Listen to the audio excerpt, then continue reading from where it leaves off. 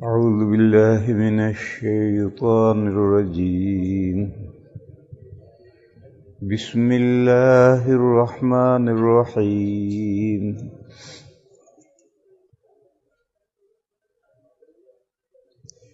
يا أهل الكتاب قد جاءكم رسولنا يبين لكم كثيرا مما كنتم تخفون من الكتاب ويعفو عن كثير. قد جاءكم من الله نور وكتاب مبين يهدي به الله من اتبع رضوانه سبل السلام ويخرجهم من الظلمات إلى النور بإذن ربهم إلى صراط مستقيم. صدق اللہ مولانا العظیم. بزرگوں اور بھائیوں،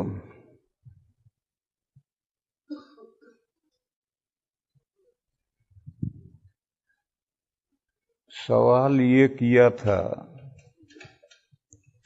کہ دیوبند اور بریلی میں کیا فرق ہے، دیوبندیت کیا ہے اور بریلویت کیا ہے. میں نے بتلایا تھا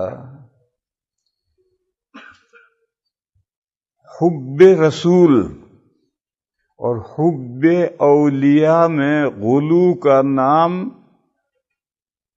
بریلویت ہے، اور حب رسول اور حب اولیاء میں اعتدال کا نام دیوبندیت ہے. مختصر سے مختصر لفظوں میں یہ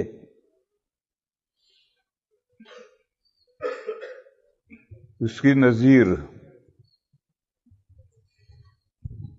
شیعیت اور سنیت کیا ہے. شیعہ فرقہ ہے، سنی ہم لوگ ہیں. شیعیت اور سنیت میں کیا فرق ہے؟ ایک نقطے کا فرق ہے. حب آل رسول میں نہیں، آل رسول، رسول اللہ صلی اللہ علیہ وسلم کی آل اولاد کی محبت میں غلو کا نام شیعیت ہے، اور اس میں اعتدال کا نام سنیت ہے. ہمیں بھی آل رسول سے محبت ہے الحمدللہ، مگر اس میں اعتدال غلو نہیں. ان کو بھی آل رسول سے محبت ہے، رسول سے نہیں. رسول کو تو ایک طرف کرو، آل رسول سے محبت ہے. اور آل رسول میں محبت حدود سے آگے چلی گئی تو وہ شیعہ بن گیا. تو ایک بنیادی نقطہ ہوتا ہے جہاں سے اختلاف شروع ہوتا ہے، پھر اختلاف کے بالوں پر نکلتے ہیں، پھر طرح طرح سے نئے نئے مسئلے اختلافی آپس میں پیدا ہوتے چلے جاتے ہیں اور بات بڑھتی چلی جاتی ہے. لیکن اختلاف شروع ہوتا ہے ایک بنیادی نقطے سے.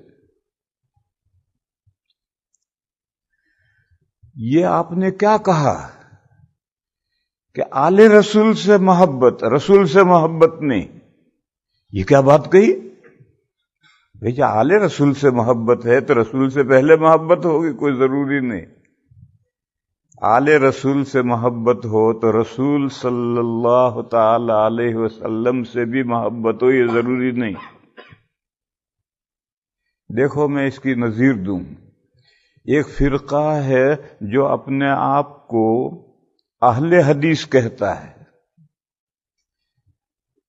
ان کو قرآن سے کوئی محبت نہیں، بس حدیث حدیث، رات دن حدیث حدیث حدیث حدیث رٹتے رہیں گے. قرآن سے ان کو کوئی محبت نہیں. ارے بھائی قرآن تو اللہ کا کلام ہے اور وہ وحی مطلوع ہے، اور حدیثیں بھی اللہ کی طرف سے وحی ہیں، اور ارشاد تو حضور کے ہیں، وحی اللہ کی ہے، تو اس کا سیکنڈ نمبر ہونا چاہیے، نہیں انہوں نے اس کو فرسٹ نمبر کر دیا۔ اور قرآن کریم کی ہے، مسلمان ہیں تو مانیں گے، جب مسلمان ہے تو ماننا ہی ہے، لیکن جو اہمیت دینی چاہیے قرآن کریم کو ان کے نہیں ہے۔ ایک قصہ سناؤں میں تمہیں، بنارس، وارانسی، اب نیا نام اس کا یہ رکھا ہے ہندوؤں نے، وہاں ہمارے بھی بہت لوگ ہیں اور اہل حدیث بھی بہت ہیں، ان کا سب سے بڑا مدرسہ وہی ہے۔ ایک مرتبہ میں وہاں ایک مدرسے کے جلسے میں گیا، ہمارا جو مدرسہ ہے وہ اور ان کا جو سب سے بڑا مدرسہ ہے، ان دونوں کے دروازوں کے درمیان میں 500,000 میٹر کا فاصلہ ہے۔ تو رات کو ہم پہنچے، جلسہ ولسہ ہوا، رات سو گئے، صبح اٹھے، فجر پڑھی، پھر میں نے اپنے ایک فاضل کو جو دارالعلوم دیوبند کا فاضل تھا، میں نے اس سے کہا بھئی آؤ ان سلفیوں کے مدرسے کو دیکھ کر آئیں، میں نے کہا چلو۔ تو ہم نے کوئی اطلاع تو پہلے کی نہیں تھی، ہمارے ذہن میں بھی نہیں تھا، ہم چلے جائے، گیٹ بند، تو ہم نے کھٹکھٹایا 10 منٹ کے بعد میں گیٹ کیپر نے دروازہ کھولا، وہ سو کر اٹھا ہوا، اس کی چہرے سے شکل سے نظر آ رہا تھا کہ کمرے میں، دروازے کے پاس کمرہ تھا، اس میں سو رہا تھا، وہاں سے اٹھ کر اب آیا، آج دروازہ کھولا اس نے۔ میں نے اس سے کہا کہ بھئی ہمیں ریکٹر صاحب سے مقتدی حسن ازہری رحمہ اللہ، وہاں کے ریکٹر تھے، محتمم تھے اور ازہر کے پڑھے ہوئے تھے، اور مختلف سیمیناروں میں میری ان سے دید شنید تھی۔ دید شنید سمجھے؟ دید مانے دیکھا، اور شنید کے معنی ایک دوسرے کی باتیں سنی، ایک نے دوسرے کو دیکھا، دید کے معنی دیکھا، اور شنید معنی ایک نے دوسرے کی باتیں سنی۔ یہ اردو کا محاورہ پاکستان کے تو لوگ حضرات جانتے ہیں دید شنید کا مطلب، مگر ہمارے گجراتی نہیں جانتے، اس لیے میں نے بتلایا کہ دید شنید کے یہ معنی ہے۔ سیمیناروں میں الیک سلیک تھی، یہ دوسرا محاورہ ہے، الیک سلیک تھی۔ تو میں نے کہا بھئی مقتدی حسن صاحب سے ملنا ہے، تو کھڑا رہا، پھر کمرے میں گیا، ہم باہر دروازے پر کھڑے رہے، وہ کمرے میں گیا، اور اندازہ ایسا ہوا کہ اس نے فون کیا، قریب تو نہیں تھا، ذرا دور کمرہ تھا، لینڈ لائن تھی، تو کچھ سمجھ میں تو نہیں آیا۔ تھوڑی دیر کے بعد میں اس نے کہا کہ آپ آ جائیں کہ مقتدی حسن صاحب گھر میں ہیں، ابھی تشریف لا رہے ہیں۔ میں نے کہا ٹھیک ہے، ہم اندر گئے، ہم پورے 2 منزلہ مدرسہ ہے، پورے مدرسے میں نیچے اوپر گھومے، تو تمام طلبہ کمروں میں سوئے پڑے تھے، فجر کی نماز ہو چکی، کوئی طالب علم اٹھا ہوا نہیں، سب سوئے پڑے تھے۔ گھومے پھرے، ہم نے دیکھا، دیکھ کر پھر ہم مسجد کے پاس سے گزرے، تو ایک طالب علم، ساری مسجد بند ہے، ایک دروازہ کھلا ہے، ہم اندر گئے دیکھنے کے لیے، تو ایک طالب علم زمین پر قرآن شریف رکھ کر پڑھ رہا تھا، بالکل زمین پر، نہ کوئی چیز بچھائی ہے، نہ کوئی رحل ہے، بالکل فرش ہوتا، مسجد میں فرش ہوتا ہے، اس فرش پر قرآن رکھ کر پڑھ رہا۔ تو مجھے عجیب سا معلوم ہوا، اس کے پاس میں القراءۃ الرشیدہ رکھی تھی اور قرآن کو زمین پر رکھ کر پڑھ رہا تھا۔ تو میں نے اس طالب علم سے کہا اللہ کے بندے، یہ تو نے القراءۃ الرشیدہ، یہ انسان کی لکھی ہوئی کتابی تو نے زمین پر رکھ رکھی ہے، اور یہ اللہ کی کتاب بھی تو نے زمین پر رکھ رکھی ہے، تیرے نزدیک ان دو کتابوں میں کوئی فرق نہیں؟ تو اسے مجھے یوں دیکھا اور دیکھ کر کے پڑھنے لگا، میری بات کا کوئی اثر قبول نہیں کیا۔ خیر ہم گھوم پھر رہے، 15-20 منٹ، آدھا گھنٹے کے بعد میں ریکٹر صاحب آئے، مقتدی حسن صاحب، اب وہ اللہ کو پیارے ہو گئے ہیں، اللہ ان کی لغزشوں سے درگزر فرمائے، ان کی مغفرت فرمائے۔ ملاقات ہوئی، ہماری پرانے تعلقات تھے، تو میں نے سب سے پہلے یہ بات کہی، میں نے کہا اظہری صاحب میں مسجد میں یہ تماشا دیکھ کر آیا ہوں کہ کتاب بھی اس نے القراءۃ الراشدہ بھی نیچے رکھ رکھی طالب علم نے، اور قرآن بھی نیچے رکھ رکھا۔ تو اظہری صاحب نے مجھے جواب دیا، ہم نے طلباء کے قرآن پڑھنے کے لیے ایک ہال بنایا ہے، وہاں ٹپائیاں ہیں، وہاں بیٹھ کر پڑھنے کے لیے انتظام ہم نے کیا ہے۔ یہ مجھے انہوں نے جواب دیا ہے کہ ہم نے طلباء کے قرآن پڑھنے کے لیے ایک ہال بنایا ہے، وہاں ٹپائیاں ہیں، اس کا ہم نے انتظام کیا ہے، مگر یہ بدتمیز طالب علم جو کر رہا تھا اس کے بارے میں کچھ نہیں بولے۔ اصل کیا ہے، ان کے یہاں قرآن کا نمبر دوسرے درجے پر ہے، آپ ان کی گفتگویں مہینہ بھر 6 مہینے سنتے رہیں، حدیث بخاری، کبھی ایک دن بھی قرآن کا نام نہیں لیں گے، قرآن کی ایک آیت بھی کبھی نہیں پڑھیں گے، قرآن کی ایک آیت سے بھی استدلال نہیں کریں گے۔ اس سے کا صاف مطلب یہ ہے کہ قرآن کو پس پشت ڈالا، اور حدیث سے ان کو اتنی محبت ہو گئی، غلو ہو گیا اس محبت میں، تو قرآن پیچھے گیا۔ اسی طریقے پر میرے بھائیو، شیعوں کو رسول صلی اللہ تعالی علیہ وسلم سے نہیں، آل رسول سے، حضور کے اولاد سے اتنی محبت ہو گئی کہ 12 امام بنا دیے، 12 اماموں پر وحی کے قائل ہو گئے، اور 12 اماموں کی وحی سے حضور کی وحی منسوخ بھی ہو سکتی ہے، اور 12 امام بھی معصوم ہیں، یہ سب اس میں سے عقائد پھوٹ نکلے۔ اولاد میں حضرت علی سے امام شروع ہوتے ہیں، حضرت علی اولاد میں نہیں ہیں، چچا زاد بھائی ہیں اور داماد ہیں، مگر سب لوگ سن ان لو کہتے ہیں داماد کو، تو انہوں نے ان کو بھی آل رسول میں، حضرت علی کو بھی آل رسول میں لے لیا۔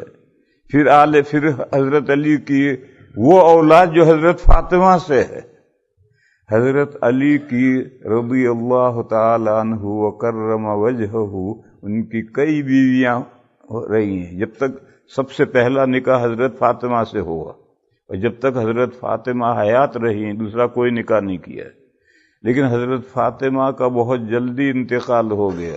ان کے انتقال کے بعد میں حضرت علی کی نے کئی نکاح کیے ہیں، اور اس زمانے میں باندیوں کا بھی دور تھا، تو حضرت علی کی 17 لڑکے تھے۔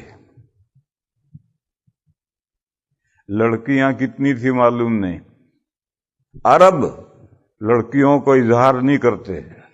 آج بھی آپ کسی سے پوچھیں آپ کی کیا اولاد ہے تو صرف لڑکے بتائے گا، لڑکیوں کو نہیں بتائے گا۔ گویا لڑکیوں کا اجنبیوں کے سامنے نام لینا یہ بھی بے پردگی ہے، عرب اس کو برداشت نہیں کرتے۔ اور ہم اجمی کوئی پوچھے آپ کی کیا اولاد ہے تو سب سے پہلے لڑکیوں کو گنائیں گے، لڑکوں کو بعد میں۔ یہ بے حجابی ہے، بے پردگی ہے۔ عرب کبھی، چنانچہ تاریخ میں صحابہ کے حالات پڑھو، لڑکوں کا تذکرہ آئے گا، لڑکیوں کا کوئی ذکر نہیں آئے گا کتنے۔ اور آج بھی کسی عرب سے پوچھو، یہاں کا عرب نہیں، وہاں سے جو عرب یہاں آ گیا وہ نہیں، وہ تو یہاں آ کر یہاں کے رنگ میں رنگ گیا۔ وہاں جو عرب ہیں کسی سے پوچھو صرف لڑکے بتائے گا، لڑکیوں کو نہیں بتائے گا۔ تو حضرت علی کرم اللہ تعالی وجہہ کی 3 لڑکے اور 2 لڑکیاں حضرت فاطمہ رضی اللہ تعالی عنہا کے بطن سے تھی۔ ان 3 لڑکوں میں سے ایک لڑکے بچپن میں انتقال کر گئے تھے، ان کا نام تھا محسن، اور 2 صاحبزادے زندہ رہے بڑے ہوئے حضرت حسن اور حضرت حسین رضی اللہ تعالی عنہما، اور 2 لڑکیاں امامہ اور ام کلثوم، یہ 2 لڑکیاں بھی بڑی ہوئی۔ یہ جو حضرت فاطمہ کے بطن سے حضرت علی کی اولاد ہے، یہ آل رسول کہلاتی ہے۔ اور عجیب و غریب ہیں، حضرت علی کو آل میں لیا، کہا وہ سن آف لو ہیں، داماد ہیں، داماد کو بیٹا ہی کہتے ہیں، تو حضرت علی کو تو آل رسول میں لیا، اور حضرت علی کی ساری اولاد کو نہیں لیا، صرف حضرت فاطمہ سے جو اولاد ہے اس کو آل رسول میں لیا۔ پھر سلسلہ چلتے چلتے 11 امام ہو گئے، 12 امام ہو گئے، یہ تو سلسلہ پتہ نہیں کہاں چلے گا، کہاں تک جائے گا۔ تو پھر انہوں نے سلسلہ روک دیا 12ویں امام پر، اور 12ویں امام کو غائب کر دیا، چلے گئے کہیں غار میں چلے گئے، اور پھر وہ جو غار میں چھپ گئے جا کر ان کا نقیب بنایا، اب نقبہ ہوتے ہیں، اور وہ ان کا کانٹیکٹ ہوتا ہے، 12واں امام جو غار میں غائب ہے اس سے رابطہ رہتا ہے، اور امت کی رہنمائی یہ نقیب کرتا ہے۔ خمینی صاحب ایسے ہی نقیب تھے، یہ ان کے ائمہ کرتے ہیں، یہ ان کا ایک سسٹم ہے۔ گویا آج تک ان کے یہاں سربراہی جو ہے وہ 12ویں امام کی ہے، لیکن 12ویں امام سامنے نہیں ہے، وہ چھپ کر بیٹھے ہوئے ہیں ایک غار میں، اور ابھی حیات ہیں۔ وہ نکلیں گے اس غار سے، کب نکلیں گے؟ جب 313 مخلص شیعہ پیدا ہوں گے تب وہ نکلیں گے۔ ابھی تو جتنے شیعہ ہیں سب منافق ہیں، جب 313 مخلص شیعہ وجود میں آئیں گے تب وہ غار میں سے نکلیں گے۔ وہاں تک وہیں بیٹھے بیٹھے اپنے امام زمانے کا امام، وہ ان سے کانٹیکٹ رکھتا ہے اور وہاں سے ہدایت لے کر کے لوگوں کی رہنمائی کرتا ہے۔ یہ پورا آل رسول کی محبت میں غلو کے نتیجے میں یہ پورا سلسلہ قائم ہوا۔ لیکن اللہ کے رسول صلی اللہ علیہ وسلم سے جیسی محبت ہونی چاہیے ویسی محبت نہیں ہے، محبت سرسری سی، جیسے ان کو قرآن سے محبت نہیں ہے، محبت لیکن جیسے ہونی چاہیے تھی نہیں۔ کیوں؟ غلو ہو گیا حدیث کی محبت میں، تو قرآن کی محبت گٹ گئی، حالانکہ ہر ایک کو اس کا مقام دینا چاہیے۔ میں سمجھا یہ رہا تھا کہ ایک نقطہ ہے جس میں سے پھر عقیدے پھوٹتے ہیں۔ رسول اللہ صلی اللہ علیہ وسلم اور اولیاء کرام، ان کی محبت میں غلو سے 4 مسئلے پیدا ہوئے۔ یہی دیوبند اور بریلی کے درمیان میں مابہ الامتیاز اختلاف ہیں۔ پہلا مسئلہ پیدا ہوا نور و بشر کا، کہ نبی پاک صلی اللہ تعالی علیہ وسلم بشر انسان تھے یا نہیں؟ وہ کہتے ہیں بشر نہیں تھے، نور تھے۔ دیوبند کہتا ہے بشر تھے، بس ہم کہتے بشر تھے، وہ کہتے نور تھے، بشر تھے ہی نہیں۔ ان کی دلیل کیا ہے؟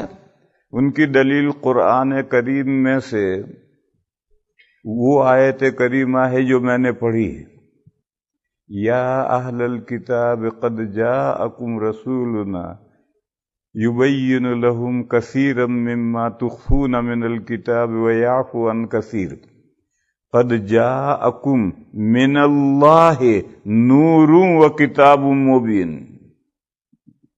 تحقیق آیا تمہارے پاس، آیا تمہارے پاس نور اور واضح کتاب۔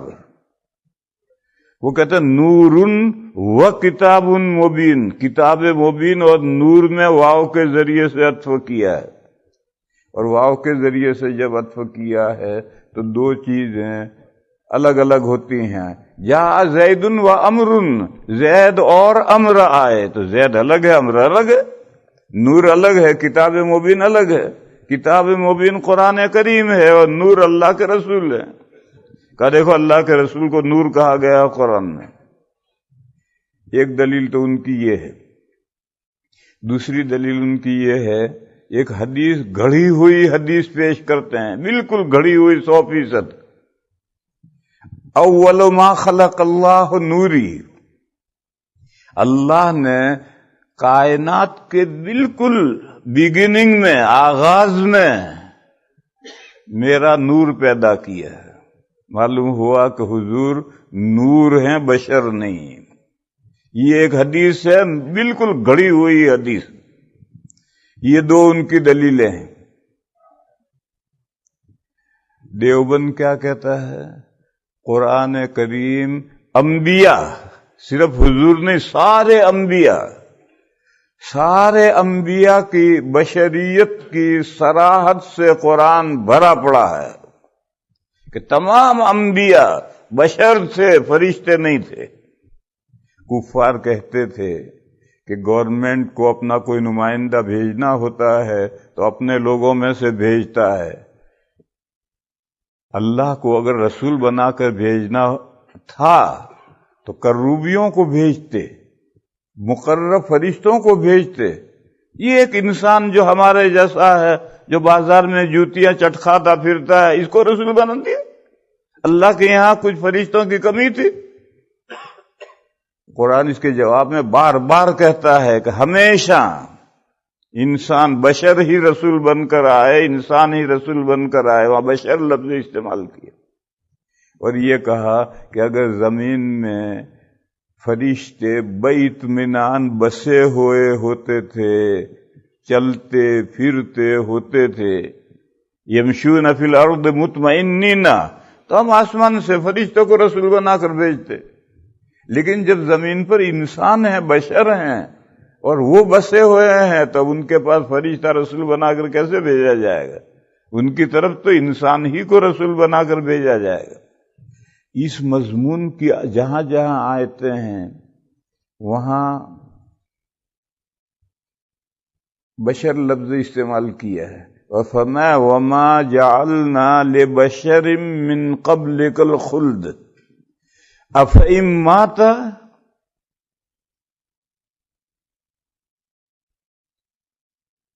ام هم الخالدون، آپ سے پہلے جو بھی رسول آئے ہم نے اس کو بشر بنایا، ہمیشہ کوئی زندہ نہیں رہا، بہت لمبی مدت بھی کوئی زندہ نہیں رہا۔ فرشتوں کی عمریں بہت لمبی ہیں، قیامت تک فرشتے مریں گے نہیں، مریں گے، لیکن قیامت تک ہر فرشتے کی عمر قیامت تک ہے۔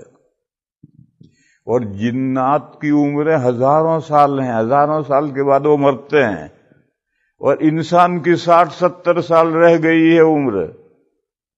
تو فرشتوں کی لمبی عمریں ہیں، ایسی لمبی عمر ہم نے کسی رسول کو نہیں دیے، کسی بشر کو نہیں دی۔ بشر یعنی انسان کے لیے عمریں کم رکھی ہیں۔ وما جعلنا لبشر من قبلک الخلد افئن مات، اگر آپ کو موت آ جائے گی تو کیا وہ زندہ رہیں گے؟ آپ کو موت آئے گی، وہ بھی مر جائیں گے۔ کفار یہ بھی کہتے تھے کہ یہ اللہ کے نمائندے ہیں، اللہ کے رسول ہیں، اللہ کے بھیجے ہوئے ہیں، تو ان کا اللہ کے ساتھ کانٹیکٹ ہونا چاہیے ٹیلی فون سے، اور ان کو ہر بات معلوم ہونی چاہیے کہ مملکت میں رموز مملکت کیا ہیں، گورنمنٹ کیا سوچ رہی ہے، یہ سب اس نمائندوں کو معلوم ہونا چاہیے۔ تو قرآن نے جواب دیا قل انما انا بشر مثلکم، آپ جواب دیجئے کہ میں تمہارے جیسا ہی ایک انسان ہوں، تم بھی اللہ کے بندے ہو، تمہارا اپنے باس کے ساتھ کیوں ٹیلی فون سے رابطہ نہیں ہے؟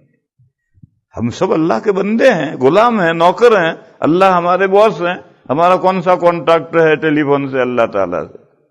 رسول نے کہا کہ میں بھی اللہ کا ایک بندہ ہوں، तुम्हारे जैसा ही इंसान हूं।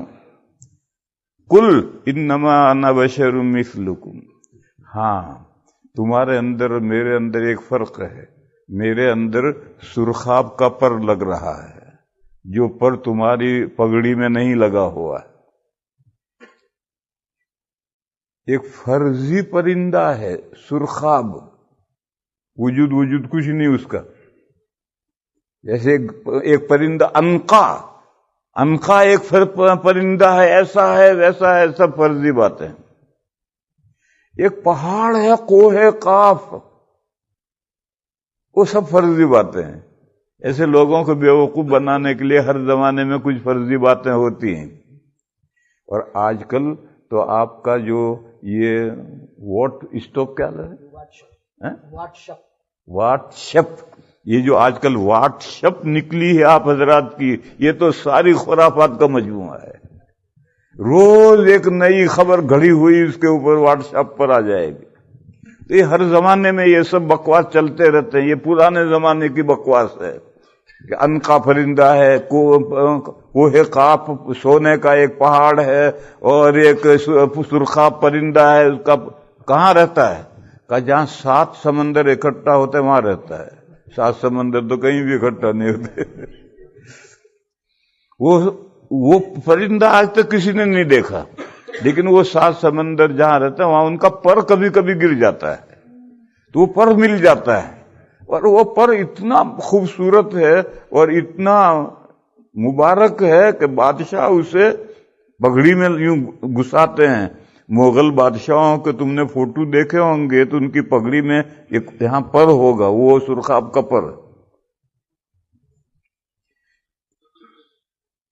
यानी खास इम्तियाज जो किसी को हासिल नहीं है। मेरी पगड़ी में सुरखाब का पर लग रहा है और किसी के पास में ये सुरखाब का पर नहीं है। तो मैंने जो मुहावरा इस्तेमाल किया कि मैं तुम्हारे जैसा ही इंसान हूं, तुम बंदे हो, तुम्हारा अपने बॉस से टेलीफोन से राब्ता नहीं है, तो मैं भी तुम्हारे जैसा इंसान हूं, मेरा कहां से राब्ता होगा? हाँ, मेरे अंदर तुम्हारे अंदर एक फर्क है। मेरे अंदर एक सुरखाब का पर लग रहा है। वो क्या पर लग रहा है कि मेरे पास अल्लाह के माबूद होने की वही आती है कि माबूद वो अकेले हैं, उनके अलावा कोई माबूद नहीं है। और तुमने मंदिरों में जो खुदा बिठा रखे हैं ये कोई माबूद नहीं है, ये वही आती है मेरे पास। कुल इन्नमा अना बशरुम मिस्लुकुम यूहा इलैया अन्नमा इलाहुकुम इलाहुन वाहिद। बहरहाल ऐसी और बहुत सी आयतें हैं जिसमें तमाम अंबिया की और खास तौर पर आकाए नामदार सल्लल्लाहु ताला अलैहि वसल्लम के इंसान होने की, बशर होने की सराहत है कि वो इंसान थे।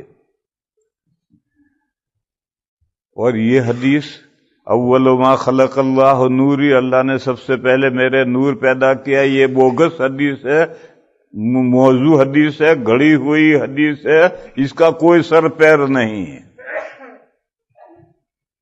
सीरत की एक किताब है मवाहिबे लदुनिया की शरह, जुर्कानी, 8 जिल्दों में है। उस सीरत की किताब है हुजूर के हालात में, तो उसने ये हदीस लिखी है और हदीस लिखकर ये कहा कि ये मुसन्नफ अब्दुल रज़्ज़ाक में ये हदीस है। हवाला मार दिया उसने। अब मुसन्नफ अब्दुल रज़्ज़ाक का कोई वजूद ही नहीं। अभी हवाला सही है या नहीं है, मेरे भाइयों यहां रुक कर याद रखो, ये जो लोग हवाले देते हैं उनमें से 50% हवाले भी बोगस होते हैं। लिहाजा किसी हवाले पर एतमाद मत करो। उसने कहा फला किताब में, उस किताब में ढूंढो है या नहीं। अक्सर ढूंढोगे तो पहाड़ खोदोगे चूहिया निकलेगी। इसलिए इन हवालों पर फला किताब में है, इस मत मानो इसे। वो फला किताब लाकर उसको देखो, ला भैया वो फला किताब लाकर दिखा, तेरी बात नहीं मानते। 50% हवाले बोगस होते हैं। तो मुसन्नफ अब्दुल रज़्ज़ाक थी ही नहीं, اس نے حوالہ دیا، بڑا آدمی تھا، ہم نے مان رکھا تھا، اور آج بھی بے شمار لوگ مانتے ہیں اور یہی حوالہ دیتے ہیں کہ مصنف عبد الرزاق میں یہ حدیث ہے۔ پھر مصنف عبد الرزاق چھپ کر آئی، مولانا حبیب الرحمن اعظمی محدث قدس سرہ کی تحقیق سے 11 جلدوں میں چھپ کر آئی، تو میں نے 11 طالب علموں کو ایک ایک جلد دے کر بٹھایا کہ پوری جلد پڑھو، یہ حدیث کہاں ہے ڈھونڈو، تو پوری 11 جلد میں نے پڑھوا دی، کہیں وہ حدیث نہیں۔ دوسرا حوالہ تھا اجلونی، ایک بڑے محدث گزرے ہیں، ان کی مشہور حدیثوں کے سلسلے میں ایک کتاب ہے کشف الخفا، پوشیدہ باتیں کھولی ہیں اس نے، جو لوگوں کی زبانوں پر حدیثیں ہیں ان حدیثوں کے بارے میں اس نے بتلایا ہے کہ وہ حدیثیں کیسی ہیں۔ اس حدیث کو بھی اس نے لیا ہے اور اس نے یہ کہا کہ یہ حدیث اتنی نہیں ہے، آدھا صفحہ کی لمبی حدیث ہے۔ وہ مجھے بھی یاد نہیں کہ اللہ نے سب سے نبی پاک صلی اللہ تعالی علیہ وسلم نے فرمایا کہ اللہ نے سب سے پہلے میرا نور پیدا کیا، پھر اس کے 4 حصے کیے، ایک حصے سے آسمان و زمین پیدا کیے، پھر چوتھا حصے کے پھر 4 حصے کیے، اس سے عرش و کرسی پیدا کیے، پھر چوتھے حصے کے اور 4 حصے کیے، یوں حصے ہوتے ہوتے پوری کائنات بن گئی اللہ کے رسول کے نور میں سے۔ تو یہ تو وہی نظریہ ہو گیا وحدت الوجود والا۔ فلاسفہ یہ کہتے ہیں، اور اسی نظریے کو صوفیوں نے لیا کہ بندوں کا وجود اور اللہ کا وجود ایک ہے۔ یہ بندے سب اللہ کے وجود کے اندر ہی شکلیں ہیں، جیسے دھوپ میں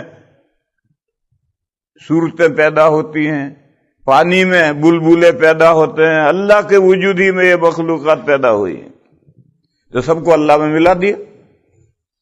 تو انہوں نے سب کو رسول میں ملا دیا کہ اللہ نے سب سے پہلا میرا نور پیدا کیا، پھر نور کے 4 حصے کر کے چوتھے حصے سے آسمان و زمین پیدا کیے، پھر اس کے چوتھے حصے سے عرش و کرسی پیدا کیے، پھر اس کے اسی چوتھے حصے میں چلتے گئے اور پوری کائنات اسی چوتھے حصے میں سے نکل آئی۔ تو وہ وحدت الوجود تھا، یہ وحدت النور ہو گیا۔ وہ ساری کائنات حضور کے نور سے پیدا ہوئی ہے، حضور کے نور کے علاوہ کچھ نہیں۔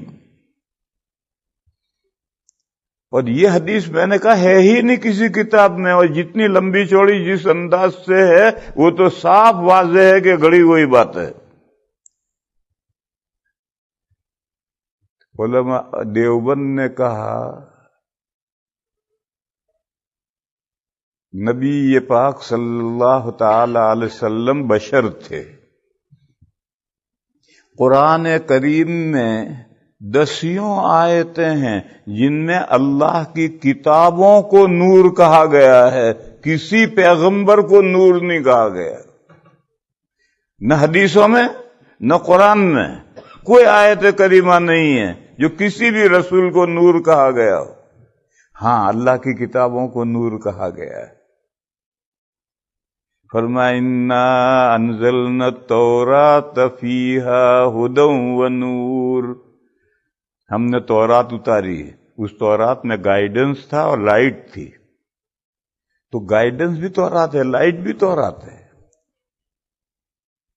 اسی طریقے پر یہ جو آیت کریمہ ہے سورہ مائدہ کی، وَأَنزَلْنَا کیا ہے، قَدْ جَاءَكُم مِّنَ اللَّهِ نُورٌ وَكِتَابٌ مُبِينٌ، نور اور کتاب مبین دونوں قرآن شریف کو کہا گیا ہے۔ نوروں اور لائٹ بھی قرآن ہے، اور واضح کتاب بھی قرآن ہے۔ دلیل آگے پڑھو، یہدی بہی آیا ہے، بہی معنی آیا، تسنیہ کی ضمیر نہیں آئی۔ اگر نور اور کتاب مبین دو ہوتے تو یہدی بہی ما آتا، ان دونوں کے ذریعے سے اللہ راہ دکھاتے ہیں. حالانکہ آگے بہی آئے، یہدی بہی من اتبع رضوانہ، جو اللہ کی خوشنودی کی فالو کرتا ہے، چاہتا ہے کہ اس سے اللہ راضی ہو جائیں، تو اس بندے کو اللہ تعالی نور اور کتاب مبین کے ذریعے سے راہ دکھاتے ہیں. یہ بہی ضمیر ہے کہ یہاں نور اور کتاب مبین ایک ہیں. کہ بعض مفسرین نے لکھا ہے کہ نور سے مراد حضور پاک صلی اللہ علیہ وسلم ہے، لکھا ہے.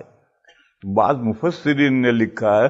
قرآن تو مفرد کی ضمیر استعمال کر رہا ہے، تو ہم قرآن کی سنیں گے یا بعض مفسرین کی سنیں گے؟ قرآن کریم تو کہتا ہے یہدی بہی. حالانکہ قاعدے سے اگر نور اور کتاب مبین الگ الگ ہے تو یہدی بہیما آنا چاہیے، اور بہیما نہیں ہے. تو ہم قرآن کی سنیں. قرآن کہتا ہے کہ نور اور کتاب مبین ایک ہیں، اور فلاں مفسر کہتے ہیں کہ دو ہیں، نور سے مراد حضور ہیں. تو مفسر کی سنیں گے یا قرآن کی سنیں گے؟ تو اس آیت کا یہ جواب ہے. اور پورے قرآن و حدیث میں یہ ایک اول ما خلق اللہ نوری، یہ جو ایک موضوع حدیث ہے، اس کے علاوہ کسی حدیث میں، کسی قرآن کی آیت میں اللہ کے کسی رسول کو، کسی نبی کو نور نہیں کہا گیا ہے. اور بشر جگہ جگہ کہا گیا ہے. بعض لوگ تعویل کرتے ہیں، ایسی تعویل لا یروا بہ قائلہ، ایسی تعویل جو عقیدے والے کو پسند نہیں ہے. عقیدے والے بریلوی ہیں کہ انبیاء بشر نہیں ہیں، نور ہیں. تو وہ تعویل ایسی تعویل کرتے ہیں جو ان قائلین کو پسند ہی نہیں ہے. وہ یہ کہتے ہیں کہ نبی پاک صلی اللہ تعالی علیہ وسلم بشر بھی تھے، نور بھی تھے. اس کو تو وہ مانتے ہی نہیں، بشر مانتے ہی نہیں کہ وہ ایک وقت میں بشر بھی تھے اور نور بھی تھے. یہ ایسی تعویل ہے کہ لا یرضی بہ قائلہ. یہ جو مسئلہ ہے کہ نبی پاک صلی اللہ تعالی علیہ وسلم نور تھے یا بشر تھے، اس میں سے مسئلہ نکلا کہ حضور پاک صلی اللہ تعالی علیہ وسلم کا سایہ تھا یا نہیں تھا. ظاہر ہے نور کا کوئی سایہ نہیں ہے. یہ بتیاں سب جل رہی ہیں، لائٹ ہے، نور ہے، ان کا کہاں سایہ ہے؟ اور بشر ہیں، جیسے ہم سب بشر ہیں تو ہمارے سایہ ہیں، تو حضور کا بھی سایہ ہوگا. یہ مسئلہ پیدا ہوا. ان بریلیوں نے کہا حضور کا کوئی سایہ نہیں تھا، وہ نور تھے. ہم کہتے ہیں کہ نہیں، سایہ تھا، بشر تھے. اور یہ جو قول ہے کہ نور بھی تھے اور بشر بھی تھے، یہ ایسی تعویل ہے جس کے قائل راضی نہیں ہے، پسند نہیں کرتا ہے. بریلوی نور اور بشر دونوں باتیں حضور کو نہیں مانتے، وہ کہتے ہیں وہ نور ہی تھے. اور یہ جو فرمایا قل انما انا بشر مثلکم، تو وہ کہتے ہیں کہ انا الگ ہے، ماں الگ ہے. اور انا کے معنی بے شک، اور ماں کے معنی ہے نہیں. آپ جواب دیجئے بے شک نہیں ہوں میں تمہارے جیسا انسان. لا حول ولا قوت الا باللہ. وہ کہتے ہیں انا الگ ہے اور ماں الگ ہے. انا حرف مشبہ بالفعل بے شک، اور ماں کے معنی نہیں. ماں نافیہ ہے. یہاں تو قرآن میں تحریف کرتے ہیں، وہ تو بشر مانتے ہی نہیں. بس یہ تعویل ہمارے بعض علماء کی نام لوں میں. میرے ایک بہت پرانے دوست تھے حضرت مولانا محمد یوسف صاحب لدھیانوی قدس سرہ. ہم سہارنپور میں حضرت شیخ مولانا زکریا صاحب کے یہاں اعتکاف کے ساتھی تھے، اور وہ بھی ختم نبوت کے نمائندے تھے. میں بھی انڈیا میں ختم نبوت کا جنرل سیکریٹری ہوں. اور ہم نے برطانیہ کے اس کونے سے اس کونے تک دونوں نے ساتھ ساتھ سفر کیے ہیں. ان کی کتاب ہے اختلاف امت صراط مستقیم. اختلاف امت صراط مستقیم میں انہوں نے نور و بشر کی تعویل کی کہ حضور نور بھی تھے اور بشر بھی تھے. یہ تعویل ایسی ہے جس کو بریلوی نہیں مانتے. وہ تو کہتے نور ہی تھے، اور ہم بھی کہتے ہیں بشر ہی تھے. اور جب نور ہیں تو سایہ نہیں ہوگا، بشر ہیں تو سایہ ہوگا. یہ مسئلہ نیا کھڑا ہوا، جبکہ حدیث شریف میں صراحت ہے کہ نبی پاک صلی اللہ تعالی علیہ وسلم کا سایہ تھا. نبی پاک صلی اللہ تعالی علیہ وسلم کی ایک بیوی صاحبہ تھیں، پھوپھی ذات بہن. خود حضور کی پھوپھی ذات بہن حضور کے نکاح میں تھی، حضرت زینب بنت جحش. دوسری بیویاں اتنے قریبی رشتہ دار نہیں تھی. یہاں رک کر ایک مسئلہ سمجھو. آپ حضرات کا جو ملک ہے اور اس طرح کے جو یورپین ملک ہیں، وہ یہ کہتے ہیں کہ قریبی رشتہ داروں میں شادی کرو گے تو اولاد ڈیزیبل پیدا ہوگی. یہ کہتے ہیں، ہوگی نہیں ہوگی وہ الگ مسئلہ ہے، مگر وہ یہ کہتے ہیں. اس کو اسلام بھی مانتا ہے. یہ جو کہتے ہیں کہ قریبی رشتہ داری میں شادی نہیں ہونی چاہیے، اولاد ڈیزیبل پیدا ہوگی، یہ اسلام نہیں مانتا. لیکن اس کو بنیادی بات کو مانتا ہے کہ نکاح قریبی رشتہ داروں میں نہیں ہونی چاہیے. رشتہ داری میں دور ہو ہٹو. کہاں تک دور ہٹیں؟ اس میں اس اسلام کا اور ان دنیا کے وہ دنیا داروں کا اختلاف ہے. وہ چچا زاد، پھوپھی زاد، خالہ زاد، ماموں زاد، ان کو بھی قریبی شمار کرتے ہیں. اسلام کہتا ہے یہ قریبی نہیں، یہ دور ہو گئے. چچا، پھوپھی، ماموں، خالہ، یہ تو قریبی ہیں، لیکن ان کی اولاد دور ہو گئی. یہ کہتے ہیں نہیں، یہ بھی قریبی ہیں. وہ ہمارا ان کا جھگڑا یہاں ہوا کہ یہ جو چار ہیں، خالہ، پھوپھی، ماموں، چچا، یہ چار کی جو اولاد ہے یہ قریبی رشتہ داروں میں یا دور میں ہے؟ اسلام کہتا ہے یہ دور ہے، نکاح ہو سکتا ہے. اور چچا، پھوپھی، ماموں، خالہ یہ قریبی ہیں، ان سے نکاح نہیں ہو سکتا. یہ کہتے ہیں کہ نہیں، یہ چار بھی قریبی ہیں اور ان چار کی اولاد بھی قریبی ہے. پھر اور کہاں تک جاؤ گے؟ پھر اس کے بعد جو اولاد ہے وہ قریبی نہیں، وہ دور ہو گئی. لیکن یہ چار کی اولاد قریبی ہے. تو ہمارا ان کا اختلاف یہاں ہوا. اسلام کہتا ہے کہ چار تو قریبی ہیں، ان کی اولاد قریبی نہیں. وہ کہتے ہیں یہ چار بھی قریبی ہیں، ان کی اولاد بھی قریبی ہے، پھر اولاد کی اولاد قریبی نہیں. ایک تو اختلاف ہمارا ان کا یہاں ہو گیا. دوسرا اختلاف یہاں ہوا کہ قریبی رشتے میں نکاح نہیں کرنا چاہیے. کیوں؟ وہ کہتے ہیں اولاد ڈیزیبل پیدا ہوگی. یہ سب کہتے ہیں. کبھی اتفاق سے ڈیزیبل پیدا ہوتی ہے تو کہ دیکھو تمہاری پھوپھی کی لڑکی تمہارے نکاح میں ہے، اس لیے ڈیزیبل اولاد پیدا ہوئی. یہ سب بوگس ہے، بکواس ہے. جو دور کے رشتے میں ہوتا ہے، کینیا، چائنا کی بیوی ہوتی ہے، وہاں بھی ڈیزیبل پیدا ہوتے ہیں جب اللہ چاہتے ہیں. وہاں کیا کہو گے؟ میں چپ رہیں گے، کچھ نہیں بولیں گے. تو یہ جو ان کا کانسیپٹ ہے، تصور کہ قریبی رشتے میں نکاح نہیں ہونا چاہیے، اولاد ڈیزیبل پیدا ہوگی، اسلام اسے نہیں مانتا. اسلام نے یہ کہا کہ قطع رحمی حرام ہے. خاندان سے بنائے رکھو، بگاڑو مت. قطع رحمی مانے خاندانی رشتہ داری کو کاٹنا حرام ہے. قطع رحمی حرام ہے.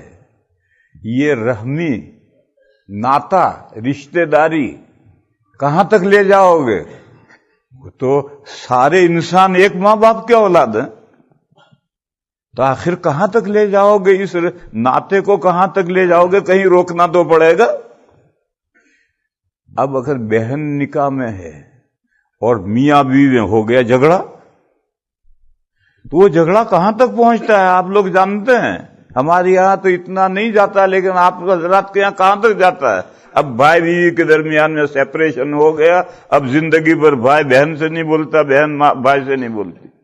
اگر بہن سے نکاح جائز ہوگا تو قطع رحمی تک پہنچے گا۔ لہذا قریبی رشتہ داروں میں نکاح اس لیے حرام ہے تاکہ قطع رحمی کی نوبت نہ آئے۔ بچہ ڈیزیبل پیدا ہوتا ہے، یہ بنیاد نہیں ہے، بنیاد یہ ہے قطع رحمی کی نوبت نہ آئے۔ اب قطع رحمی یعنی ناطہ، اس ناطے کو اگر بڑھاتے گئے تو پھر سب انسان ایک ماں باپ کے اولاد ہیں۔ تو بہرحال اس ناطے کو کہیں روکنا پڑے گا کہ یہاں تک تو قریبی اور یہاں سے دور۔ اسلام نے روکا ہے کہ چچا، پھوپھی، خالہ، ماموں یہ قریبی ہیں، ان سے رشتے نکاح ہوگا اور لڑائی ہو گئی تو قطع رحمی آئے گی، اور رہی ان کی اولاد تو یہ دور ہو گئی۔ اب وہ اولاد اگر بیوی ہے اور لڑائی ہوئی اور قطع رحمی کی نوبت آئی تو کوئی بات نہیں۔ تو اسلام نے یہاں تک جا کر روک دیا قریبی رشتہ داری کو، اس سے آگے دور، اور ان دنیا والوں نے ان کی اولاد تک، پہلی اولاد تک لے گئے، اس کے بعد دور، دوسری اولاد کو وہ بھی کہتے ہیں دور۔ دو باتوں میں اختلاف ہوا، قریبی دور، اس کے بارڈر کہاں ہے؟ دوسرا یہ ہے کہ قریبی رشتہ داری میں نکاح ناجائز کیوں ہے؟ اسلام نے کہا تاکہ قطع رحمی کی نوبت نہ آئے۔ انہوں نے کہا بچہ ڈیزیبل پیدا نہ ہو، کیونکہ ان کے یہاں قطع رحمی کا تو کوئی خانہ ہی نہیں ہے، نہ ماں باپ اور اولاد کے درمیان میں بھی کوئی تعلق نہیں ہے۔ بیٹو اولاد کو ماں باپ سے کچھ نہیں لینا، ماں باپ کو اولاد سے کچھ نہیں لینا۔ 18 سال کی لڑکی ہوگی، جا کہیں ڈھونڈ اپنا بر کے معنی شوہر، تو ان کے قطع رحمی کا تو کوئی خانہ ہی نہیں ہے، ناطے کا لحاظ، اس کا ناطے کا تو کوئی لحاظ نہیں۔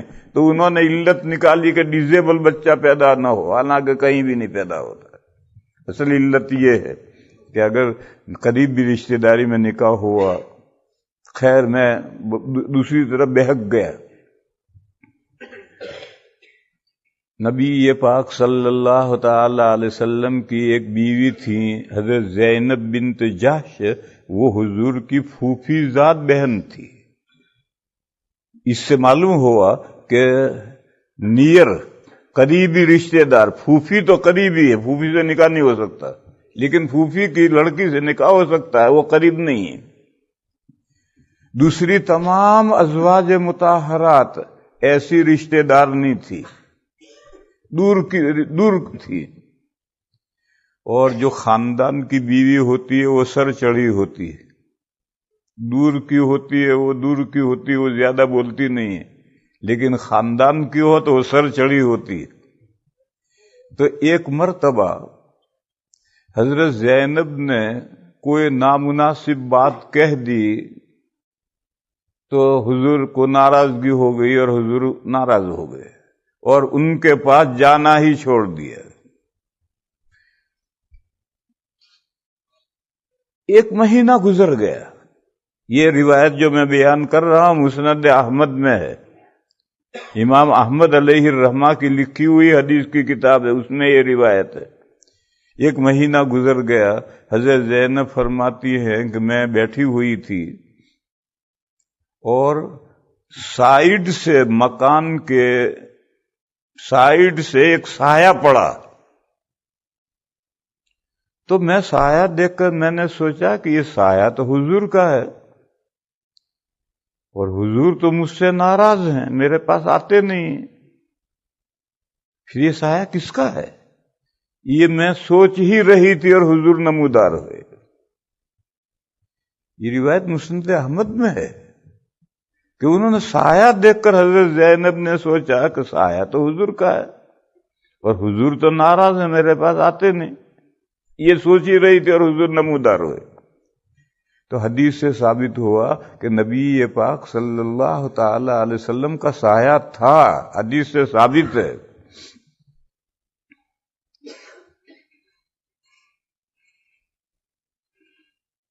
دوسری دلیل بخاری کی حدیث ہے، نبی پاک صلی اللہ تعالی علیہ وسلم نے فرمایا لا تطرونی کما اطرت النصارى عیسی ابن مریم فی عیسی ابن مریم قولوا عبد اللہ ورسولہ۔ فرمایا میری تعریف میں آسمان زمین کے قلاب مت ملاؤ، جیسے عیسائیوں نے عیسیٰ علیہ السلام کی تعریف میں آسمان زمین کے قلاب ملائے، میری تعریف میں ایسے آسمان زمین کے قلاب مت ملاؤ، مجھے میری تعریف میں حد سے آگے نہ مت بڑھ جاؤ۔ عیسائیوں نے کیا کہا؟ عیسیٰ علیہ السلام کو اللہ کی حدود میں پہنچا دیا اور کہا کہ سن آف گاڈ، اللہ کا بیٹا بنا دیا۔ اور باپ اور بیٹا تو ہم جنس ہوتے ہیں، باپ اور بیٹا تو ایک ہی جنس کے ہوتے ہیں، تو باپ خدا ہے تو بیٹا بھی خدا ہے، یوں خدائی میں پہنچا دیے۔ تو فرمایا میری تعریف میں ایسے آسمان زمین کے قلاب مت ملاؤ جیسا عیسائیوں نے ملائے، کہو اللہ کے بندے اور اللہ کے رسول، بس یہ کہو۔ دیوبند یہی کہتا ہے، اور اسی کا نام ہے اعتدال۔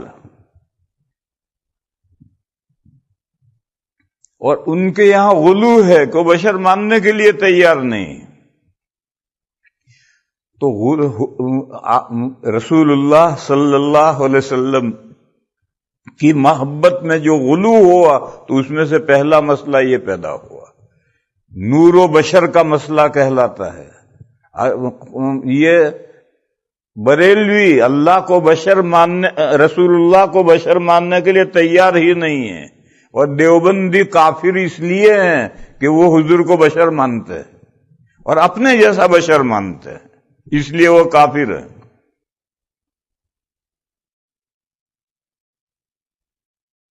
اور ہم ان کو کافر نہیں کہتے۔ کیوں نہیں کہتے؟ وہ نور تعویل سے کہتے ہیں، اور تعویل وہ ہے جو حضرت مولانا لدھیانوی قدس سرہ نے تعویل کی تھی، وہ تعویل ہے۔ اس لیے ہم چونکہ تعویل سے وہ بشریت کا انکار کرتے ہیں، نور کو ثابت کرتے ہیں، اس لیے ہم کافر نہیں کہتے۔ دوسرا مسئلہ علم غیب کا مسئلہ ہے۔ بریلوی یہ کہتے ہیں کہ اللہ کا علم اور اللہ کے رسول صلی اللہ علیہ وسلم کا علم سیم ہے، جتنا اللہ جانتے ہیں سب حضور جانتے ہیں۔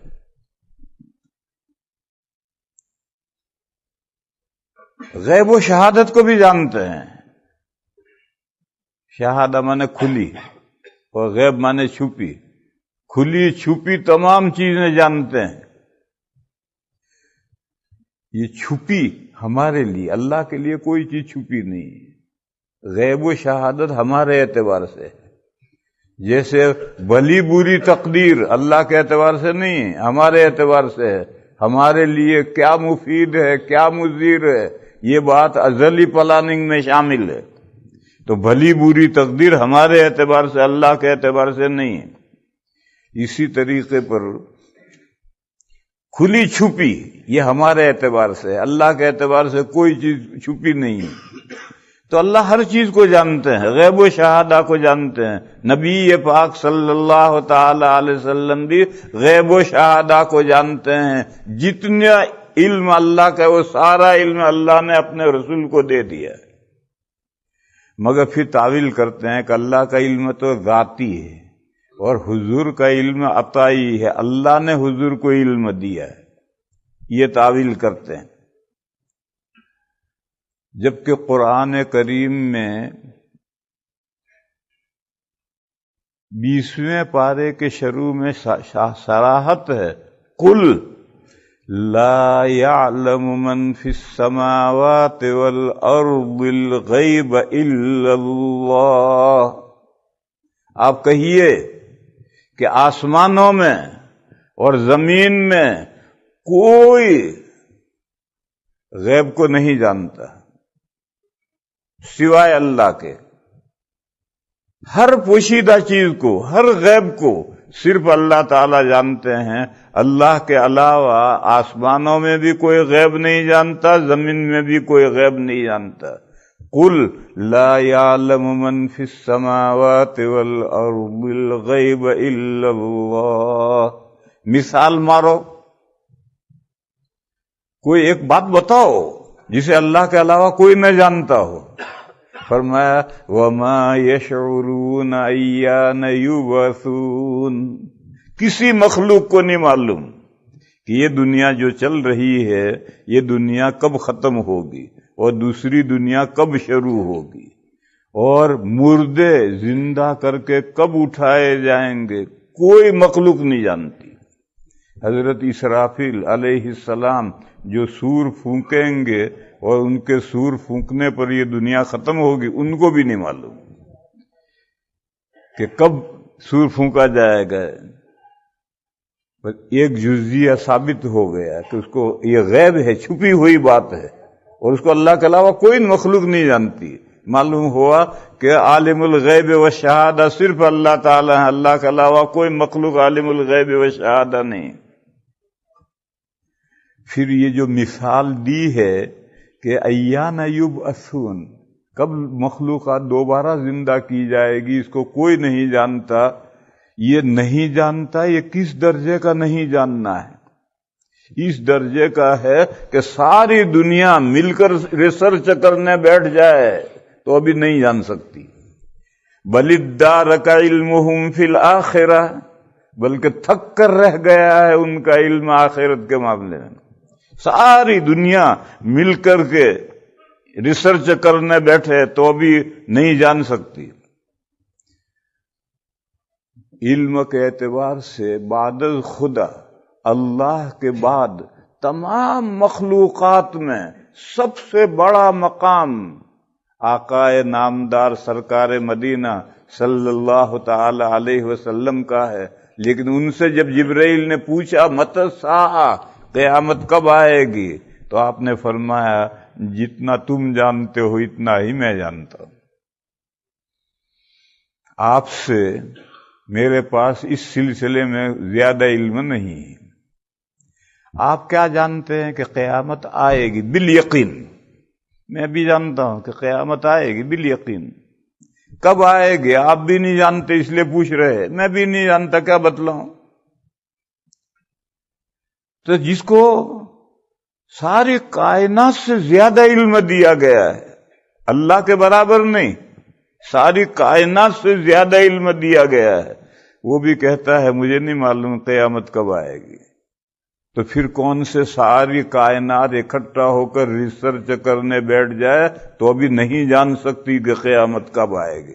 بل ادارک علمہم فی الآخرہ، ان کا علم تو آخرت کے معاملے میں تھک کر رہ گیا ہے. یہ بریلوی حضرات یہ کہتے ہیں کہ اللہ کے علم میں اور اللہ کے رسول صلی اللہ علیہ وسلم کے علم میں کمیت کے اعتبار سے کوئی فرق نہیں ہے. کوانٹیٹی، کمیت کے اعتبار سے کوئی فرق نہیں. جتنا اللہ جانتے ہیں سارا حضور جانتے ہیں. ہاں، کوالٹی کے اعتبار سے فرق ہے، کیفیت کے اعتبار سے فرق ہے. اللہ کا علم ذاتی ہے اور حضور کا علم عطائی ہے، اللہ کا دیا ہوا ہے. یہ تعویل کیوں انہوں نے عطائی اور ذاتی کی؟ اس وجہ سے علماء دیوبند نے ان کو کافر نہیں کہا. لیکن بہرحال ان کی رائے غلط ہے. اللہ کے برابر کسی کا علم نہیں. یہاں رک کر کے ایک درمیان میں مسئلہ سمجھو.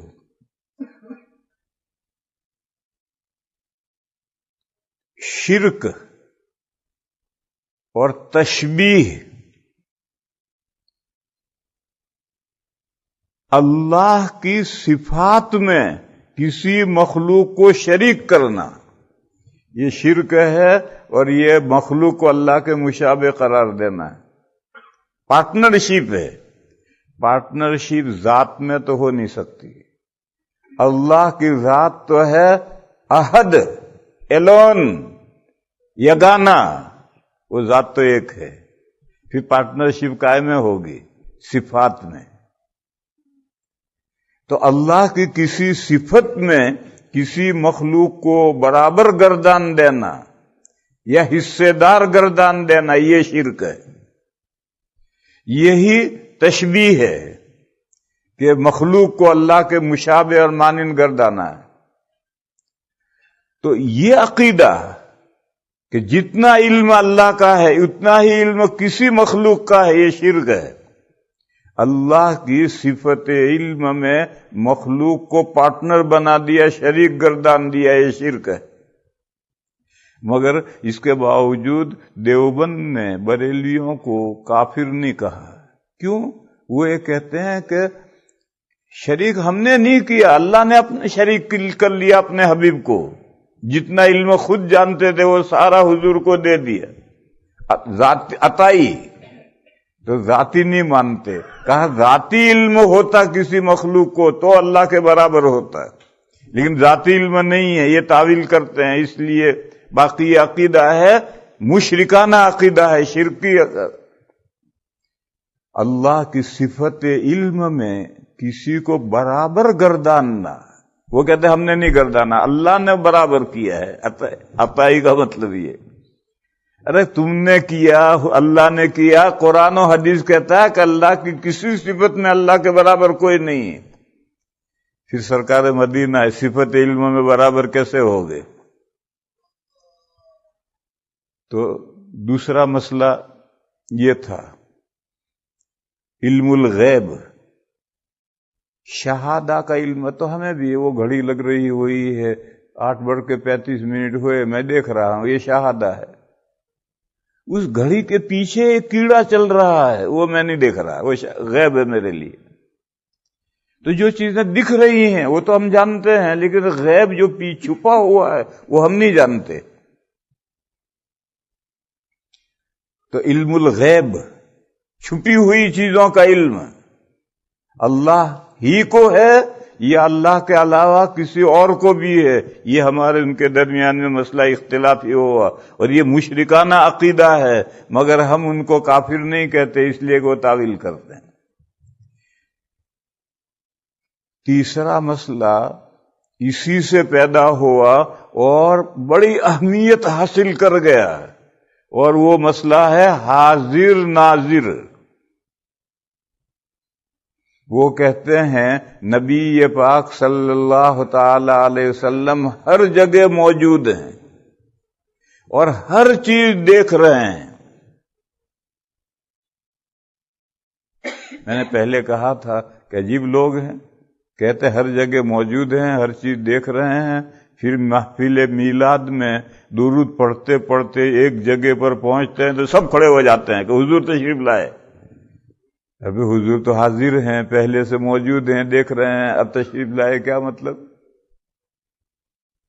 بہر ان کا عقیدہ ہے کہ حضور ہر جگہ حاضر ہیں، ناظر ہیں، موجود بھی ہیں، دیکھ بھی رہے ہیں۔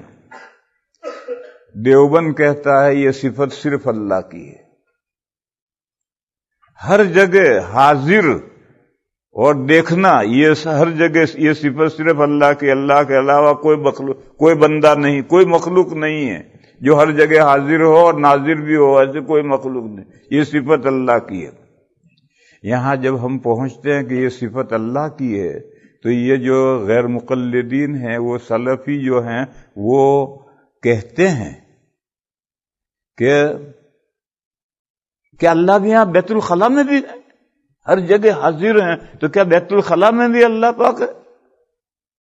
یہ باولے ہیں، بے وقوف ہیں۔ قرآن میں ہے وَهُوَ مَعَكُمْ أَيْنَمَا كُنْتُمْ، اللہ تمہارے ساتھ ہیں جہاں بھی تم ہو، یہ تو قرآن میں ہے۔ اب آپ بیت الخلاء میں گئے تو آیت یہ کہتا ہے کہ اللہ تمہارے ساتھ ہے جہاں بھی تم ہو۔ اب بولو کیا کہتے ہو؟ آیت کریمہ ہے وَهُوَ مَعَكُمْ أَيْنَمَا كُنْتُمْ، اللہ تمہارے ساتھ ہے جہاں بھی تم ہو۔ تو ہم تو بیت الخلاء میں جاتے ہیں، جب ہم جائیں گے تو اس آیت کی روح سے کہو، کیا کہو گے؟ اس لیے یہ پاگلپن کا سوال ہے، کیونکہ اللہ بیت الخلا میں بھی موجود ہے. یہ پاگلپن کا سوال ہے. اس آیت کے بارے میں کہو کیا کہو گے؟ اصل بات کیا ہے؟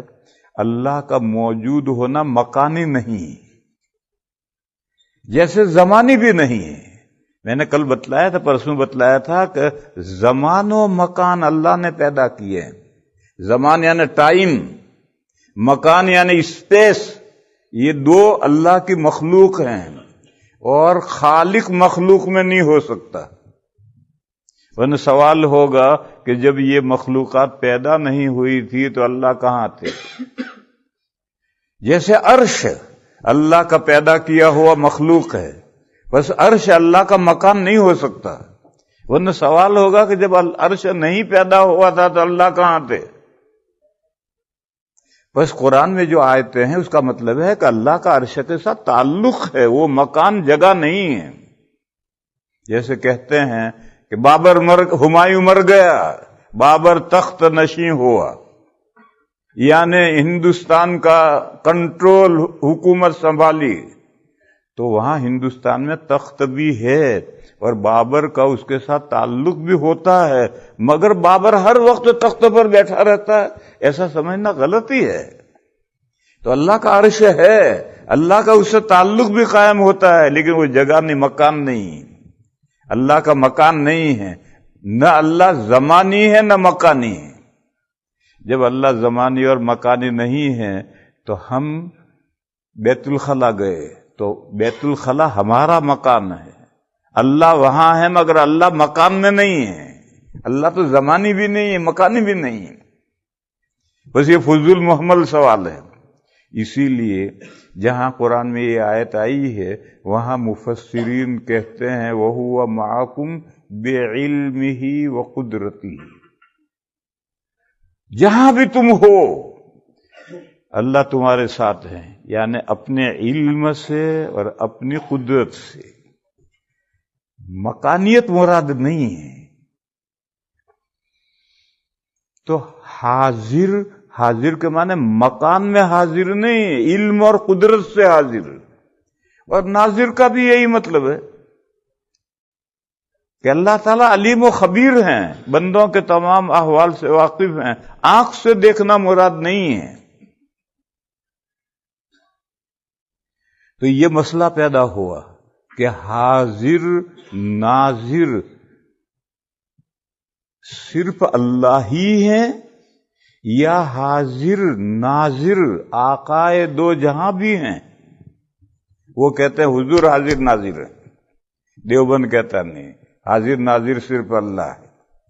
اور اس میں بھی حاضر ناظر کا مطلب سمجھیو، حاضر کے معنی مکان میں حاضر نہیں، علم و قدرت سے حاضر. اور ناظر معنی سر کی آنکھوں سے نہیں، اللہ کی آنکھیں جیسے جس شان کی ہیں اس کے اعتبار سے عالم ہیں، واقف ہیں. کوئی چیز اللہ سے اوجھل نہیں ہے، غافل نہیں اللہ کسی بات سے. تو یہ تیسرا مسئلہ یہ پیدا ہو گیا. چوتھا مسئلہ یہ پیدا ہوا کہ اللہ کی صفت قدرت، اسی صفت قدرت کو صفت اختیار کہہ لو، اختیار کہہ لو، قدرت کہہ لو. اللہ مختار کل ہیں، پوری کائنات کے میں جو تصرف کرنا چاہیں اللہ کر سکتے ہیں. یہ بریلوی کہتے ہیں نہیں، اللہ کے علاوہ حضور بھی مختار کل ہیں اور اولیاء بھی مختار کل ہیں. حضور بھی جو چاہیں کائنات میں الٹ پلٹ کر ڈالیں، حضور کو اختیار اللہ ہے، وہ دیا ہو اللہ کا ہے، وہی عطائی و ذاتی کا مسئلہ. اسی طرح سے جو بڑے بڑے اولیاء ہیں ان کو بھی اختیار کامل حاصل ہے، وہ کائنات میں جو چاہیں الٹ پلٹ کر دیں.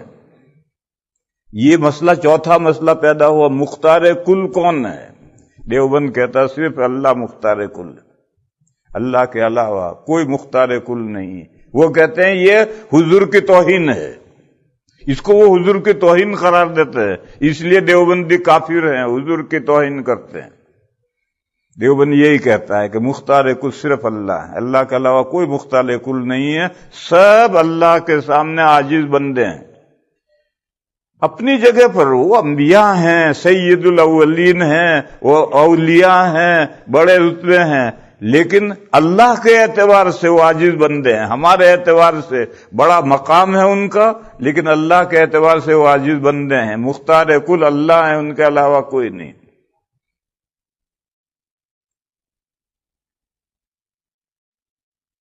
حقانی صاحب انڈیا میں ایک وائز مقرر گزرے ہیں، وہ بریلویوں کے خلاف بڑی زور کی تقریریں کیا کرتے تھے. انہوں نے ایک ڈرامہ افسانہ بنایا بامبے میں تقریر کرتے ہوئے. پہلے بامبے 90% بریلوی تھے، وہاں تقریر کرتے ہوئے افسانہ بنایا جو غلط ہے. انہوں نے کہا ایک علاقے میں بارش نہیں ہو رہی تھی، تو علاقے کے سبھی لوگ، سبھی انسان میمورنڈم لے کر بارگاہ خداوندی میں پہنچے کہ پروردگار عالم ہمارے یہاں بارش نہیں ہو رہی. یہ میمورنڈم لے کر گئے تو دیکھا کہ اللہ میاں منہ لٹکائے بیٹھے ہیں، پزمردہ افسردہ. میمورنڈم پیش کیا تو اللہ میاں نے کہا تم لوگ میرے پاس کیوں آئے ہو؟ ارے وہ چوتھے آسمان پر قادریہ بیٹھا ہے، سب کچھ اس کے پاس ہے، جاؤ اس کے پاس. قادریہ یعنی پیران پیر، شیخ عبد القادر جیلانی قدس سرہ، کہ وہ قادریہ چوتھے آسمان پہ بیٹھا ہے، سب اس کے پاس ہے، جاؤ اس کے پاس، میرے پاس تو کچھ نہیں. ڈرامہ ہے یہ. تو بہت سخت مخالفت ہو گئی، لوگ قتل کرنے کے لیے تیار ہو گئے ان کو. تو یہ غلط انداز ہے. ایک دوسرا کوئی ڈرامہ کسی نے بنایا ہے کہ ملک الموت جا کر کے کسی کی روح قبضہ کر کے ملک الموت چلے گئے. وہ مجھے پورا ڈرامہ یاد نہیں ہے. تو لوگوں نے جا کر کے ان سے کہا، حضرت، ایک بزرگ سے کہا، حضرت ہمارے فلاں آدمی مر گیا. مر گیا؟ انہوں نے جبریل کو بلایا، آؤ. تو کہا وہ تھیلا لاؤ جس میں تمام روحیں ہیں. وہ تھیلا لے لیا اور اندر سے وہ روح نکال کے واپس، جاؤ زندہ ہو جاؤ. ایسی سب بکواس لوگ کرتے رہتے ہیں. گویا اولیاء حضور ہی کو نہیں، اولیاء کو بھی اختیار کل ہے، جو چاہے تصرف کریں، جس چاہے جو چاہے ہیر پھیر کریں. پھر اس کو انہوں نے کرامت کے ساتھ رلایا. جیسے معجزہ برحق ہے، شرح عقائد میں ہے کرامت الاولیاء حق. کرامت کیا ہے اور اختیار کامل کیا ہے؟ کرامت یہ ہے کہ جب اللہ چاہیں کسی ولی کے ہاتھ پر کوئی خرق عادت ظاہر کرے. مجھے عبد الرحیم بھائی نے قصہ سنایا، لندن والے، لندن میں ہماری مسجد کا صدر ہے. اس نے ابھی مجھے قصہ سنایا کہ ایک مرتبہ حضرت مولانا اسد مدنی قدس سرہ کی ان کے بڑے بھائی ہیں سلیمان بھائی، انہوں نے دعوت کی تھی. تو جیسے دعوت میں ہوتا ہے 10 12 15 آدمیوں کا کھانا بنایا تھا. اب مولانا جب گھر دعوت کھانے پہنچے تو ان کے ساتھ ایک بھیڑ چلتی تھی، خاص طور پر بنگلہ دیش والے تو بڑے معتقد تھے. تو 50-60 آدمی ساتھ میں آ گئے. اب آ کر کے سب دسترخوان پہ بیٹھ گئے. اب کھانا تو 10 12 آدمیوں کا ہے. تو مولانا نے خود کہا، سلیمان گھبرا مت، تیرے پاس جو کھانا ہے لا، مجھے لا کر دے دے. وہ دے دیا سب لا کر، خود نکال کے پلیٹوں میں دینا شروع کیا. کھاؤ بھائی، چلو کھا لو. ابھی کھانا ختم نہیں ہوا تھا اور سب شکم سیر ہو کر اٹھ گئے. تو یہ تو جب اللہ چاہتے ہیں تو کسی بندے کے ہاتھ پر کوئی خرق عادت ظاہر کرتے ہیں. اس میں اس بندے کا کوئی کمال نہیں ہوتا. اس بندے کا جو اللہ سے تعلق ہے اس کا تو دخل ہوتا ہے، لیکن وہ کام اللہ کرتے ہیں. کھانے میں برکت مولانا اسد صاحب نے نہیں پیدا کی، وہ اللہ نے پیدا کی. مگر ان کا اللہ سے جو ایک تعلق ہے، اس تعلق کی وجہ سے اللہ نے وہ برکت پیدا کی.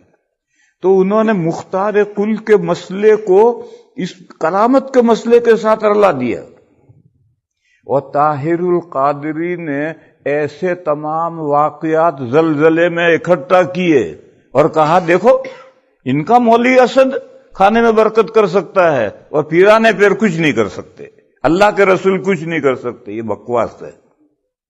یہ تو کرامات ہے، اور کرامات کا کوئی منکر نہیں، اور جیسے معجزہ نبی کے اختیار میں نہیں ہوتا ہے، اللہ کے اختیار میں ہے، جب اللہ چاہیں گے معجزہ ظاہر ہوگا، ایسے کرامتیں بھی ولی کے اختیار میں نہیں ہیں، اللہ کے اختیار میں ہے، جب اللہ چاہیں گے ولی کے ہاتھ میں کرامت ظاہر ہوگی۔ بہرحال انہوں نے اس مسئلے کو طاہر القادری نے زلزلے میں اور ان کو اس طرح سے رلایا کہ وہ اپنے بزرگوں کی یہ باتیں مانتے ہیں، اور ہم کہتے ہیں حضور مختار تھے، اولیاء مختار تھے تو نہیں مانتے۔ ارے یہ تو کرامتوں کے باب واقعات ہیں، اور یہ کرامتیں تو اللہ کی پیدا کی اختیار میں ہے، نبی کا اس میں کوئی اختیار نہیں ہوتا۔ میں مثال دوں ایک سفر میں، وقت ختم ہونے جا رہا ہے لیکن پھر بات رہ جائے گی۔ ایک سفر میں کھانا پانی ختم، تو لوگوں نے حضور سے کہا یا رسول اللہ کچھ کھانے پینے کے لیے نہیں رہا، تو ہمارے جو سواری کے اونٹ ہیں ان کو ہم ذبح کریں کھانے کے لیے؟ تو حضور نے فرمایا کر لو بھی۔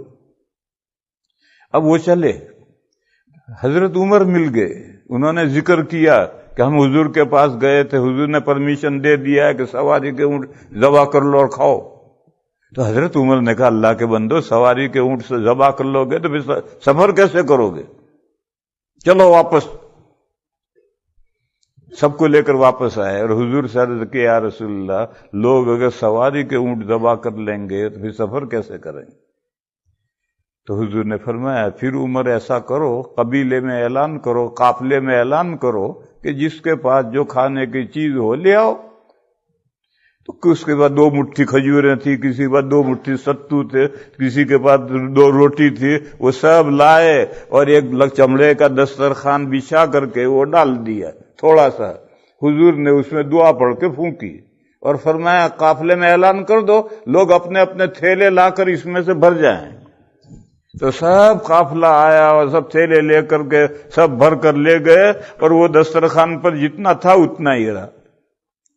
تو اب دیکھو، پہلے جب صحابہ نے کہا تھا تو حضور نے کہا سواری کے اونٹ ذبح کر کے کھا لو، حضور کے اختیار میں ہوتا تو پہلے ہی نہ کہتے۔